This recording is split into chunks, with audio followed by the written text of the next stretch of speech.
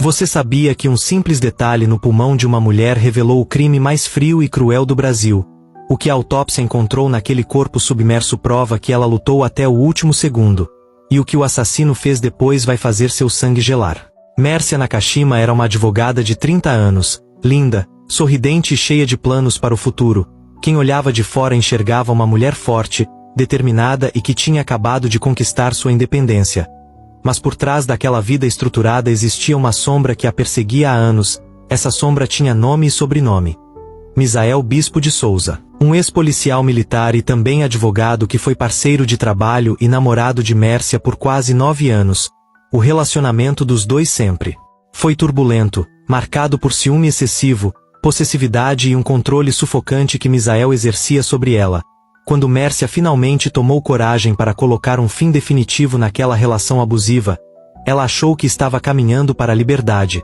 Mas para um homem com o ego inflado e acostumado a controlar tudo, a rejeição era algo insuportável. O primeiro sinal de que as coisas fugiriam completamente do controle veio quando ela começou a receber ligações estranhas, ameaças veladas. E a sentir que estava sendo vigiada a cada passo, o auge da vida de Mércia, o momento em que ela finalmente se libertava e sonhava com um futuro em paz, se transformou rapidamente no prelúdio de um pesadelo sem volta.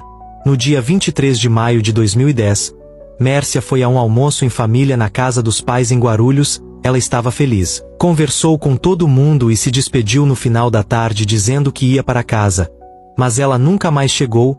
A partir daquele exato minuto, Mércia Nakashima desapareceu do mapa, deixando sua família em um desespero absoluto e dando início a uma das maiores e mais tensas caçadas policiais da história do país.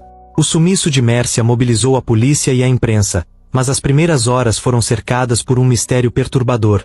O carro dela não estava em lugar nenhum, o celular deu desligado e nenhuma câmera de segurança mostrava para onde ela tinha ido. A família soube na hora que Misael estava envolvido. Mas ele tinha um álibi aparentemente perfeito e garantia que não sabia de nada. Mas isso ainda não era o pior.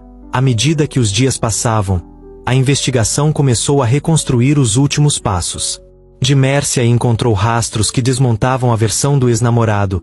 A quebra do sigilo telefônico revelou dezenas de ligações entre Misael e um vigilante chamado Evandro Bezerra da Silva na noite do desaparecimento. A tensão subia a cada dia enquanto a polícia procurava por um corpo sem saber se ela ainda estava viva em algum cativeiro. E é aqui que a história começa a ficar perturbadora. Um pescador revelou que tinha visto um carro ser empurrado para dentro da represa de Nazaré Paulista. A mais de 60 quilômetros de onde Mércia tinha visto a família pela última vez, no dia 10 de junho, 18 dias após o sumiço, os bombeiros localizaram o carro submerso a mais de 6 metros de profundidade. As janelas estavam abertas e a bolsa de Mércia estava lá dentro. Mas o corpo dela não estava. A angústia tomou conta do país inteiro, até que no dia seguinte, o corpo de Mércia emergiu das águas geladas da represa. O que veio depois ninguém esperava. O estado em que ela foi encontrada chocou até os peritos mais experientes, abrindo espaço para a perícia criminal desvendar cada segundo do sofrimento que ela viveu dentro daquele carro. A autópsia do corpo de Mércia Nakashima revelou uma sequência brutal e estarrecedora de acontecimentos. Os exames periciais mostraram que ela foi baleada no queixo e na mão esquerdo, uma prova clara de que tentou se defender desesperadamente do agressor. Mas aquele tiro no rosto não foi o que tirou a vida de Mércia. A bala acabou travando nos dentes e ela ficou inconsciente. Mas permaneceu viva. O assassino então empurrou o carro com ela desacordada para dentro da represa gelada, achando que ela já estava morta. A análise médica nos pulmões confirmou o cenário mais aterrorizante possível. A causa oficial da morte foi asfixia mecânica por afogamento, o que significa que Mércia acordou quando o carro começou a afundar e engoliu água enquanto lutava pela vida no escuro, totalmente encurralada. As marcas de barro nas unhas provaram o desespero de tentar sair daquele veículo que afundava. Essa revelação da autópsia foi a peça fundamental para condenar Misael Bispo a mais de 20 anos de prisão, mostrando que a obsessão e o ego ferido transformaram um homem em um monstro.